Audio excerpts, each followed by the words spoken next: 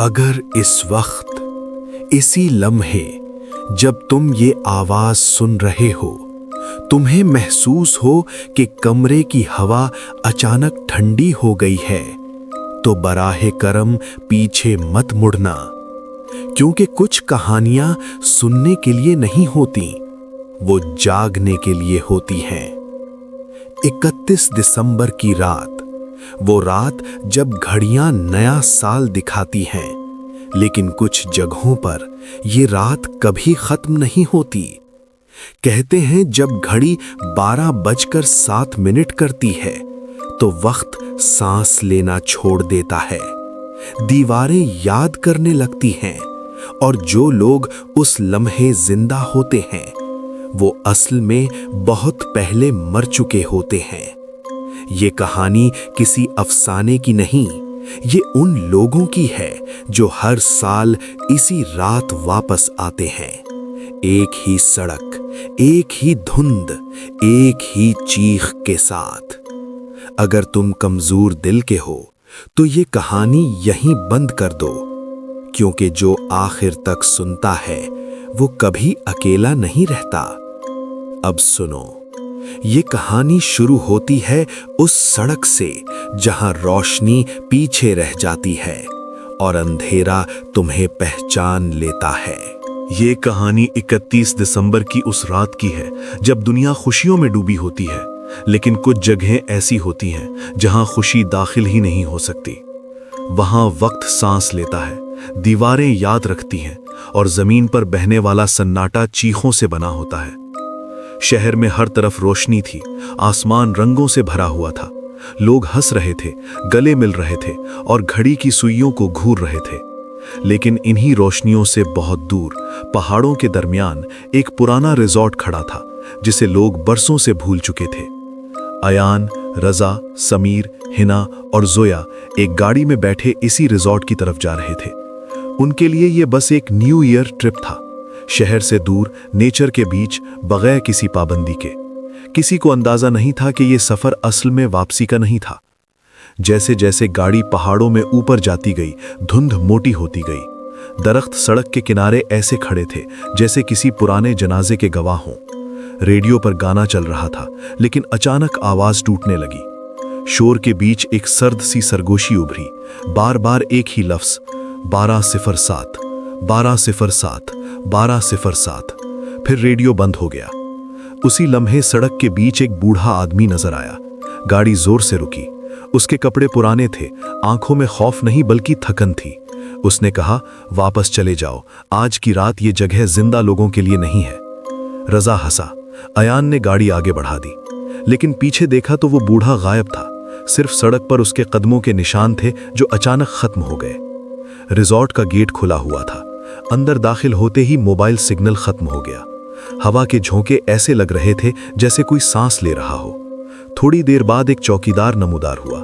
اس کی چال عجیب تھی، جیسے زمین اسے کھینچ رہی ہو۔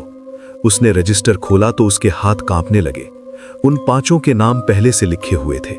نیچے تاریخ تھی، 31 دسمبر 1999۔ چوکیدار نے کہا، آئینے ڈھانپ دینا، 12:07 کے بعد کسی آواز کا جواب مت دینا، اور کمرہ نمبر 207 کبھی مت کھولنا۔ یہ کہہ کر وہ اندھیرے میں گم ہو گیا۔ رات گہری ہونے لگی، ہوا چیخنے لگی۔ ہنا نے مذاق میں آئینے سے کپڑا ہٹا دیا۔ اس نے اپنا چہرہ دیکھا، لیکن عکس ذرا دیر سے مسکرایا۔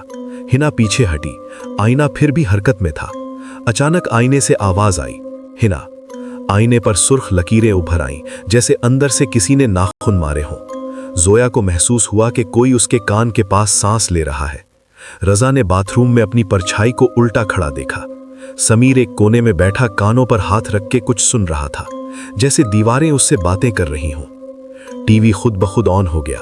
پرانی خبر چل رہی تھی۔ اینکر کہہ رہا تھا کہ 31 دسمبر 1999 کو 5 نوجوان اسی ریزورٹ میں مردہ پائے گئے تھے۔ تصویر آئی، وہی چہرے، وہی کپڑے۔ ہنا چیخ اٹھی۔ اسی لمحے گھڑی نے 11:59 دکھائے۔ سمیر زمین پر گر پڑا۔ اس کی آنکھیں سیاہ ہو گئیں۔ آواز بدل گئی۔ اس نے کہا، تم سب ہر سال یہاں آتے ہو، ہر سال بھول جاتے ہو، لیکن جگہ نہیں بھولتی۔ اس نے انگلی سے کمرہ نمبر 207 کی طرف اشارہ کیا۔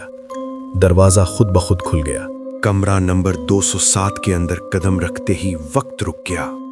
हवा साकित थी, छत से लाशें लटक रही थीं। उनके चेहरे उन्हीं के जैसे थे, बस आंखें खुली थीं, खाली। दीवारों पर कैलेंडर रुका हुआ था, तारीख 31 दिसंबर 1999। चौकीदार की आवाज गूंजी, तुम लोग मर चुके हो उस रात हादसे में, लेकिन तुमने अपनी मौत कबूल नहीं की। इस जगह का मालिक वक्त का साया है, वो उन्हीं रूहों को कैद रखता है जो हकीकत से भागती हैं। अचानक हर किरदार का अपना अजाब शुरू हुआ। हिना ने खुद को आईने में जलते देखा, रजा ने खुद को गाड़ी में बंद पाया जो कभी नहीं रुकी, जोया ने अपनी लाश को बर्फ में दफन होते देखा, समीर जोर जोर से हंसने लगा, उसका जिस्म टूटने लगा, हड्डियां आवाज करने लगीं। आयान चीखता रहा लेकिन आवाज बाहर नहीं गई। घड़ी की सुइयों ने हरकत शुरू की। 12 बजे, फिर 7 मिनट। चौकीदार बोला, बचने का एक ही तरीका है, अपनी मौत को कबूल करो। जैसे ही घड़ी ने 12:07 किया, अंधेरा हर चीज निगल गया। चीखें, फिर खामोशी। आयान ने आंख खोली। वो शहर की सड़क पर खड़ा था, लोग खुश थे।